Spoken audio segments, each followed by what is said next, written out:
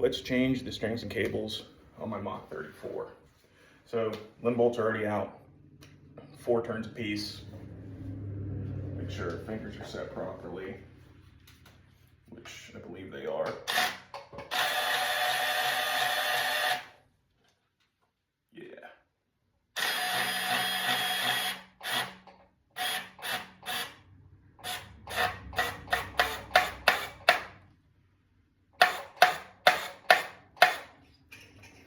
Perfect. String.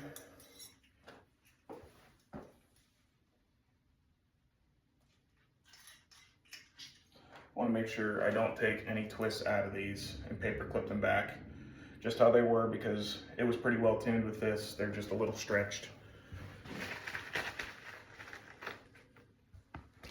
And they will serve as a good set of backups. String.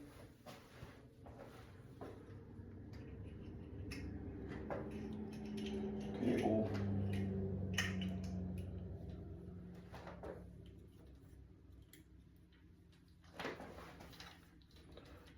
That one off. This one's a little trickier in here to reach.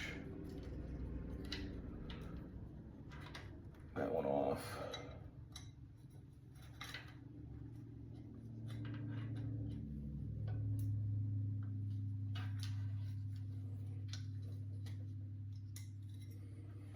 Okay, and again, no turning of the string ends, just to make sure we keep everything, the exact amount of twists we had, everything stays in time. Then we have to take our splitters out of there, because PSE's cool and gives you a true yoke system even on a bow like this. So you still can do a little bit of yoke tuning if needed. I really have not had to.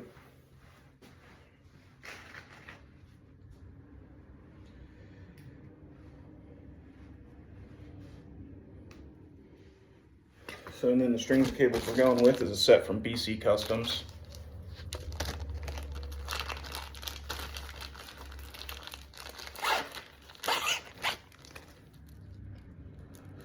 And we did orange and white. All white with orange serving. I'm pretty happy with how they turned out.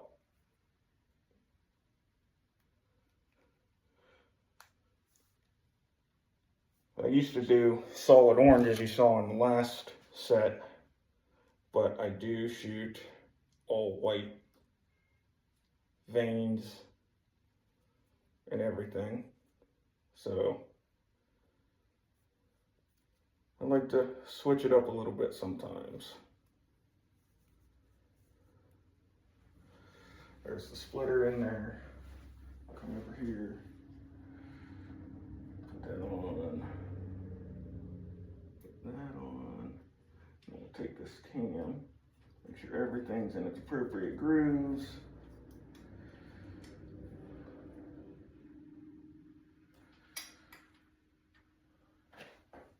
And ideally that won't go anywhere, but you know, we're working with.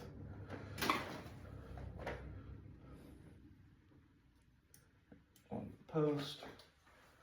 Let's get these in the correct spots. I'll worry about making sure everything's perfect once both cables are on. Second cables.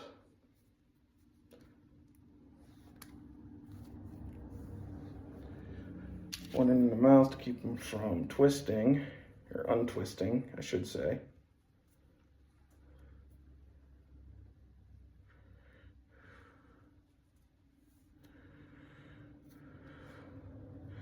Splitters on.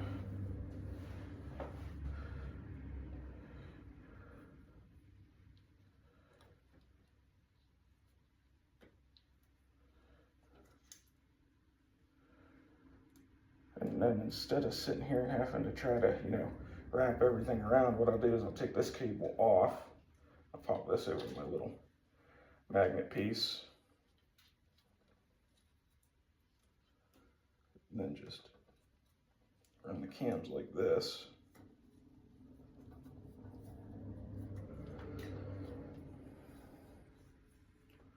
One thing you could actually do is you could peg the cam to keep it from going anywhere. But I'm just gonna run this underneath and connect it. Take this one and we will do the same. So that both cables are on.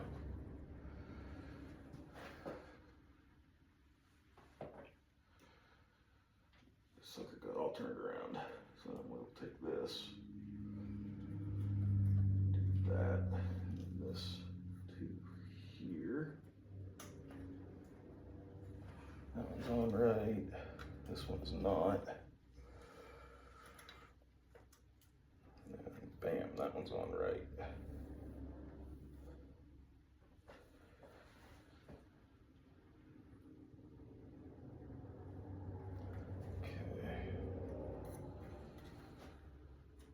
There's that. Cables are in the correct positions. Oh, that's cool. You can split it for drop away, but I run a Hamsky, so don't need that. String, same concept. Don't let any twists out of it.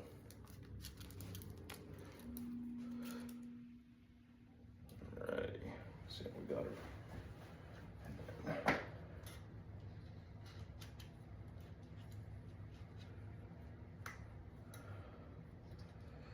This is my first time running his strings and cables. I actually won them at a recent shoot. Pretty excited to give them a try. I've heard nothing but good reviews.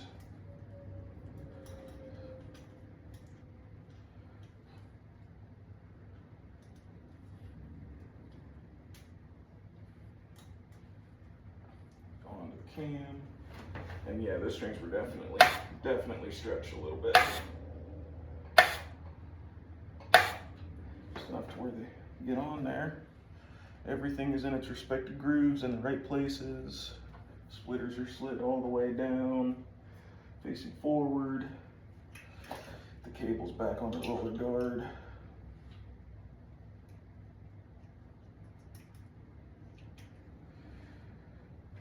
And there we are. Everything's back on, back on.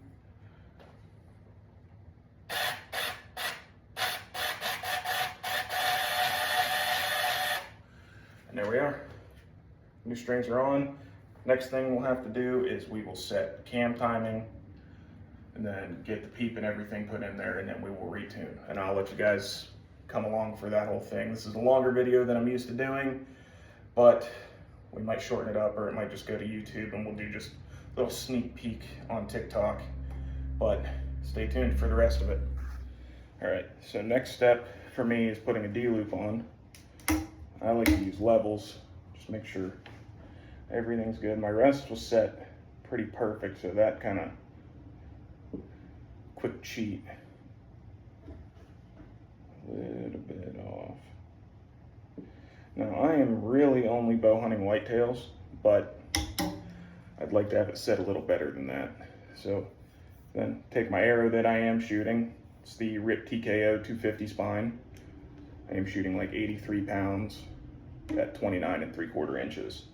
So then what I like to do, put a level on that itself and bring it to where my arrow sits level, maybe just a touch knock high, depending on tune. Step back a little bit, take a look. I get crossbows sitting all over the place in here because it's that time of year. Yeah. Bring it a little bit up, a little down. So that's sitting dead level right there. And it looks pretty good. I might go up one little notch, right about there. We'll set it just maybe a 1/16 of an inch knock high. And then let me grab some stuff and we'll get to the next part. All right, and then the next part is gonna be soft knocks. Got my D-loop material. I like to use a halo braided material for my soft knocks, small diameter. This is, I wanna say 17 thousandths diameter. Take a razor blade here, cut off about, I don't know, 1.5 feet of it. And then I like to do more above than I do below, usually 3 to 4 overhand knots above.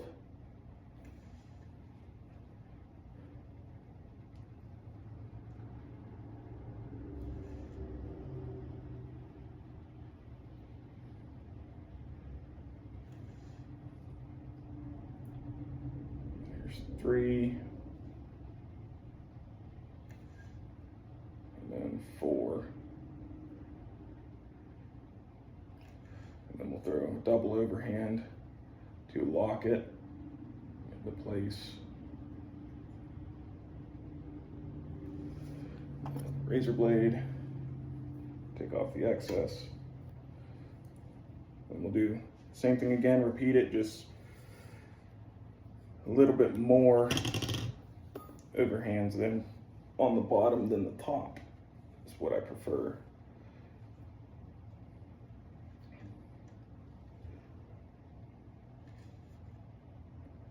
You just want to leave enough wiggle room for that knot to not pinch at full draw. Now, this bow being a 34-inch axle, the apex of the string isn't as sharp as, say, it would be on like a 30 or a 30 or a 29-inch bow even. So string pinch isn't as bad on the nock, but with a D-loop it is still possible, so might as well be cautious of it. And it's nice because I shoot a lot. If I have to retie my D-loop, this makes it easy. Just cut the old D-loop off, put a new D-loop on. My soft nocks have stayed.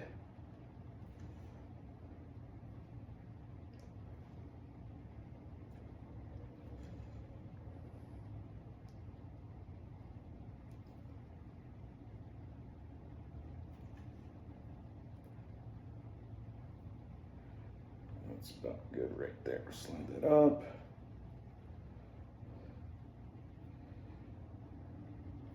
Cinch it down. Cut the excess off, and then the arrow can get out of the way. It might fall. We'll see. Lighter. And burn it.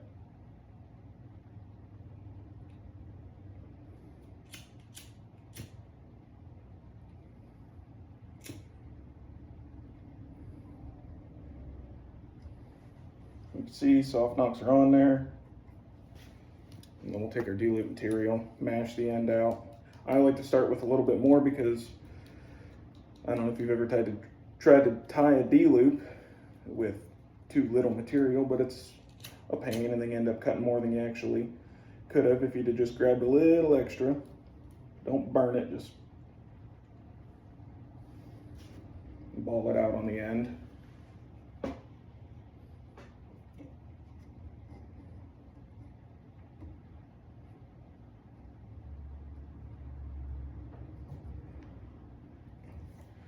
Pull it hand tight.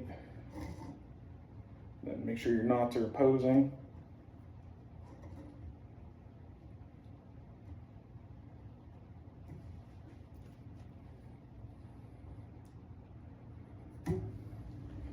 Cut the excess off. Again, mash that end out, fray it up. Do what you got to do to get a nice even melt. And I like to just turn it a little bit away from the rest of the D-loop, so that way I'm not creating weak spots in the actual structural body of the D-loop itself where my release is going to clip onto.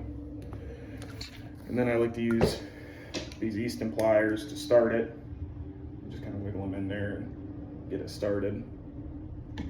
And then I'll take these ones. I don't even know who makes these. Viper. And then you can get it in there and actually really bite it down. I run a little bit longer D-loop just because I shoot a hinge. I like to turn my hand. It's less torque on the string itself. And then next step is to check cam timing, but I think I'm gonna put the peep in and everything because I know where my peep needs to be set based off my old string. And I don't wanna have to press it with the limbs already on it or cranked all the way back down anyway once the peep is in and stuff already. So catch you on the next part. And I gotta get all the stuff out of my old set of strings and cables. My peep turner, Raptor peep, and my nose button, those all gotta come off because they're going on the new set. Well, that was loud. But alrighty, next step, we're gonna put everything in the main string that we need to take a little bit more tension off it. I like to run a peep turner just because I don't like to deal with a little bit of peep rotation, and people will tell you that, you know, there's strings out there that have no peep rotation, but I promise you all of them do at some point, whether that's in the break-in period or whatnot. A lot of strings are pre-stretched. I've always found that there's a little bit of peep rotation after said break-in period. So peep turner's in there. I'm not gonna tie it in yet. Then what I'm gonna do is I'm going to take my old set of strings and I'm going to measure from D loop to where I had my old peep, and I'm just gonna use this little separator strand of string material that they used to mark roughly where my peep was. You could get more exact with it, but I'm gonna fine tune it in there again. I'm not gonna tie anything in yet. So then we have the Raptor peep, and we need the less steep angle. I believe it's like there's a 37 and a 40 on this. I can't remember exactly what they are, but 34-inch axle bow. It doesn't need to be crazy. So then we're gonna do that there.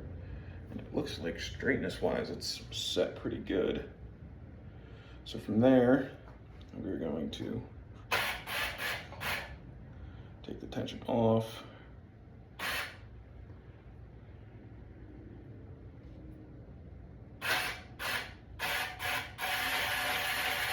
And then what I'm going to do from here is I'm going to check timing, which, just judging by marks on the cams, it's going to be close, but I think our bottom cam might be a touch slower or faster.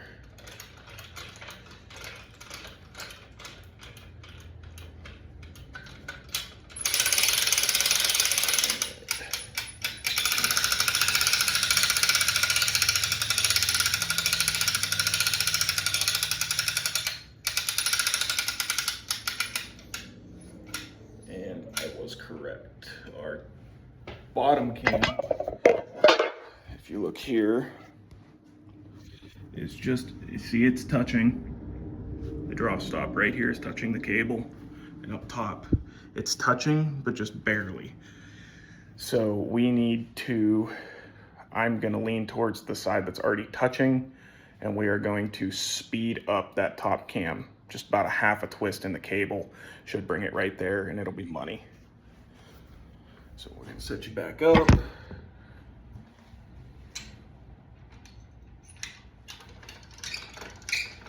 that back down.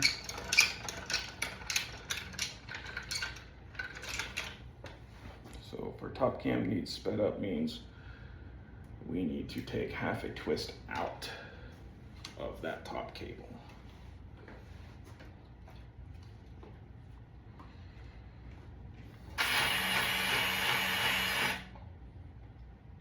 Everything's pressed correctly.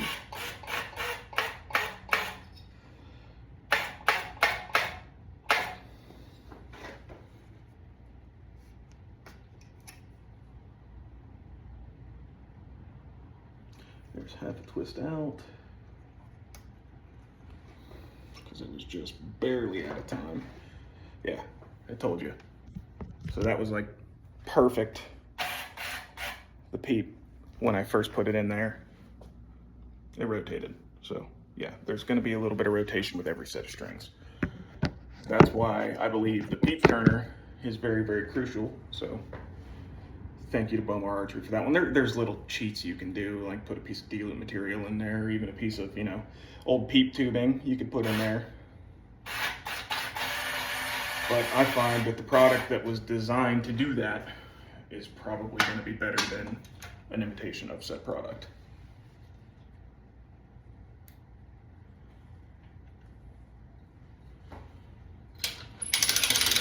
We're going to draw it back again.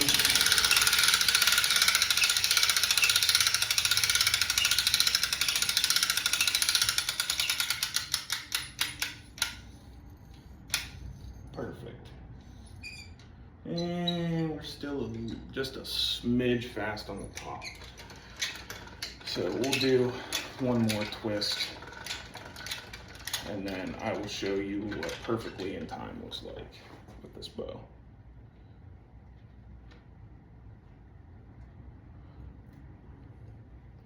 Gonna be a lot of editing in the back of this.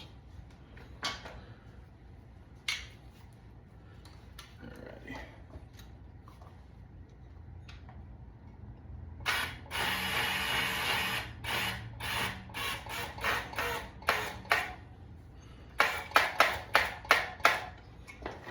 Perfect. Another half twist out. That should put us. We'll probably have to put, you know what? We're gonna straighten that out now because we're here, we might as well. I'm gonna put half a twist in our string, which should straighten that peep back around.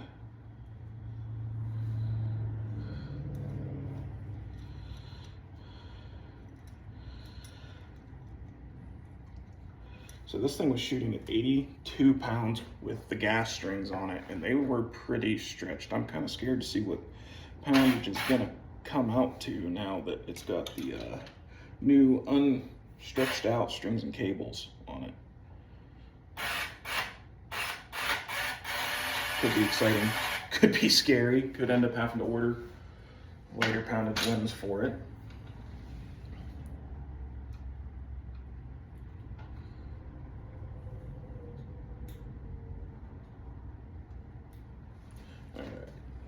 Time, one last time, because I'm pretty sure we nailed it here.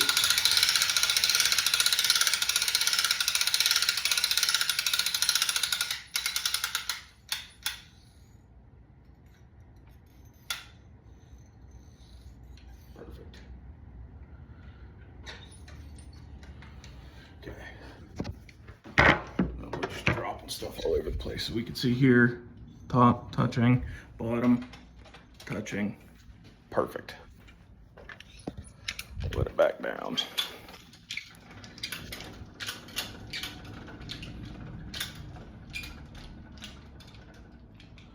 And she is set back. This thing is a little bit top heavy right now because of that HHA with none of my bars on it. And next thing we will do is we are going to set the peep height and then tie everything in and tune. Okay, so have an arrow nocked here.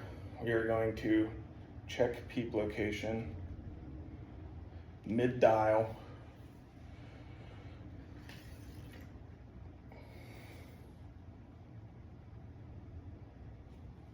Anchor with my eyes closed. It's just a smidge high.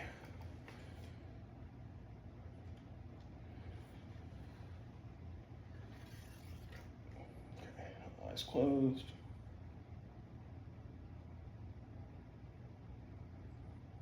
Perfect right there. So then next thing we're going to do is we are going to serve everything in where it is. We'll do that back in the press. All right, and we are going to keep the theme of the orange and white going with our serving. Find where I put the lighter. I'd lose my head if it wasn't attached to my shoulders sometimes. All right, so first step, serve below it.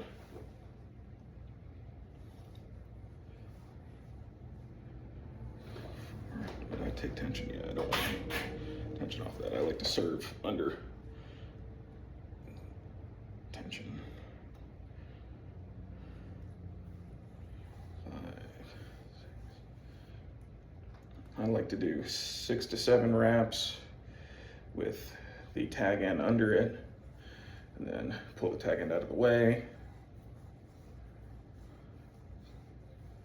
Do another 6 or 7 wraps with the tag end not there, and then back serve. another 6 to 7 wraps. Underneath, feed over it, pull it tight just to make sure we don't get anything, you know, weird, no bunching of the knots, none of that. Pull the spare tag end through, and there we go. So that is served in, and again, lighter, gone. Don't know where I put it, right in front of my face.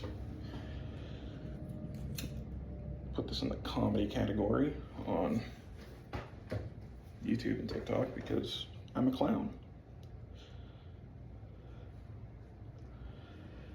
And then we repeat the process up top.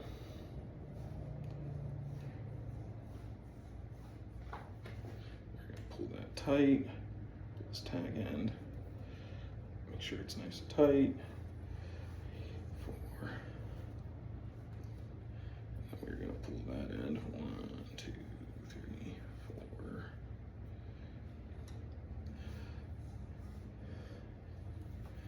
Do that there.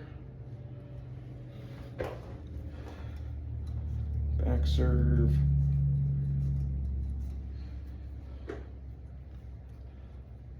3, 4, 5, 6.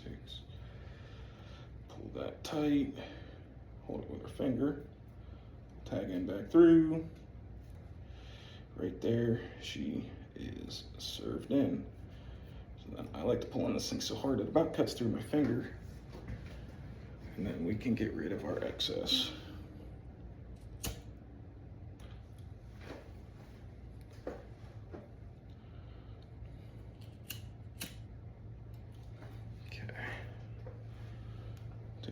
Pull these away from the string so we're not putting flame near string material, because string material usually doesn't melt, it just burns violently. Anyone that's actually held a lighter to a set of bowstrings would vouch for me there. It's not pleasant when you do it. Those are burned down, locked in. And then I like to do, when I find the serving, it's right in front of you guys, a security tie around the peep itself. Do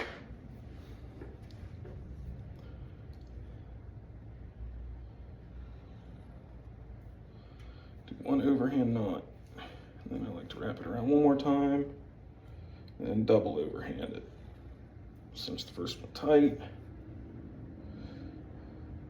And there's that double overhand. Lock it in. Now that peep ain't going nowhere. And the nice thing is I can cut my security tie if I want to swap out peeps. My 2 stationary knots above and below. I don't have any twist in there wrapped around the peep. My security knot, all I got to do is cut that and I can swap out my peep without having to reserve anything else in. And then we are going to serve the peep turner in. We still have to get the nose button on there, but we'll get there when we get there. So I kind of do this one the same way.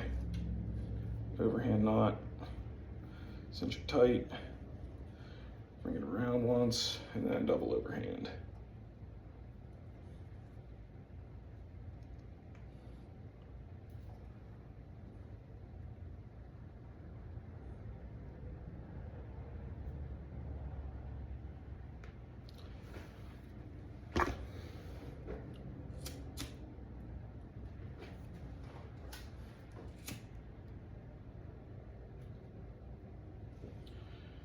Go. That is now done. And then for now, we're just gonna take our nose button. I run the smaller nose button, just, I don't know, I don't like it poking me that hard, but it is a nice remembrance point. My biggest thing was I struggled with buck fever worse than anything else. So the reason I like to have it is when I draw back and I'm anchoring on a buck and I'm thinking, you know, oh God, gotta rush, gotta get this shot off. That thing sticks me in the nose and it's like, okay, anchor, pin, peep, pull, pull, boom, and then I can work through my shot. And it's slowed me down, helped me make way better shots on animals. So kudos to Josh Bomar on that one again. All right, now we are going to set the nose button height. Again, knock a freaking arrow, never trust the D-loop. rather have to pull an arrow out of the slot wall than build my bow back together after I freaking dry fire it because a D-loop comes off. I'll tell you right now, that nose button's a little low. Shift it up with my lip. Still way low. I'll get that. Trying to start shooting a button better, but yeah, right there. Perfect. Oh, there's a nasty glare on the screen.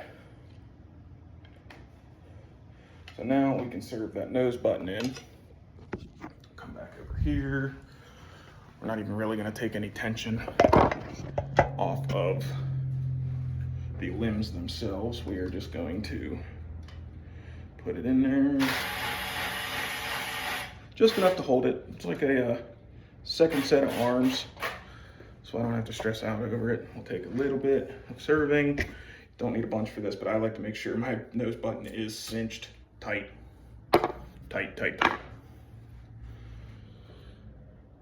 What we'll do it the same way I do everything else. Overhand to start, cinch it down with that, then wrap it around, and then double overhand. Pulling it nice and tight on that first overhand kind of locks it in. And then what's also awesome is, washing your hands after this with all these little serving rope burns / cuts in your fingers, and then, regretting every decision you've ever made in life.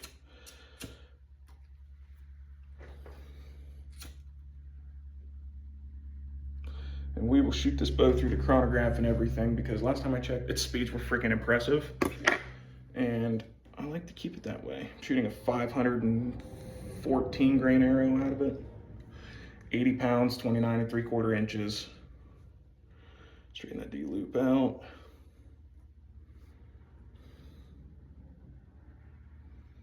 Should be about perfect right there. So next thing we got to do is we got to retie our hamski cord back in so we can go tune the bow.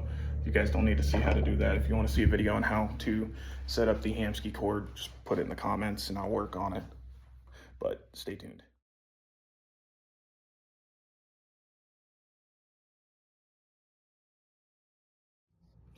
All right, got all my bars and everything back on. Everything is set. Hamski is tied in. And now what we're gonna do is we're gonna shoot it through paper and see what we get.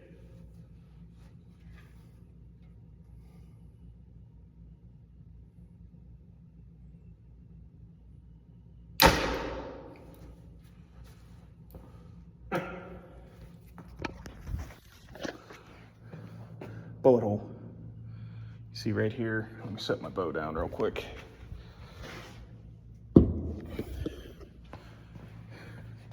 Shooting 4 fletch, but pretty happy with that right off the bat. Let's see what she's doing through the chronograph. Okay, this is probably going to be a little loud for you guys, but let's shoot it through the chronograph, see what we get.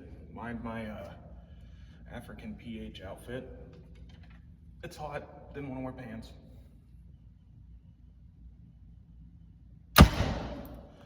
.302. I will take that with a 515 grain arrow. That's pretty impressive. And this bow's on 85% lead off. At 80, we'll check the weight again too. But if I remember correctly, with the gas strings, it was at 81.2 or something like that. So it's cooking, whatever it is, it's fast. But I like that because it's putting off probably over 100 foot-pounds of kinetic energy. And I like to shoot a big cut mechanical, so that should make this job a little bit easier. All right, so there we have it. That was the reset up of my Pse Mach 34. Told you guys I was gonna get the draw weight. We'll see what the HS3 says.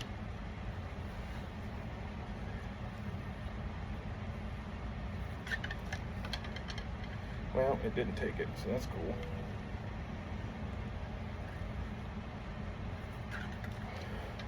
.81.9, 82 pounds, so rather impressive. 302 feet a second at 81 pounds with a 514 grain arrow. So I am rather impressed with that, and we'll see how the BC custom strings turn out. Stay tuned.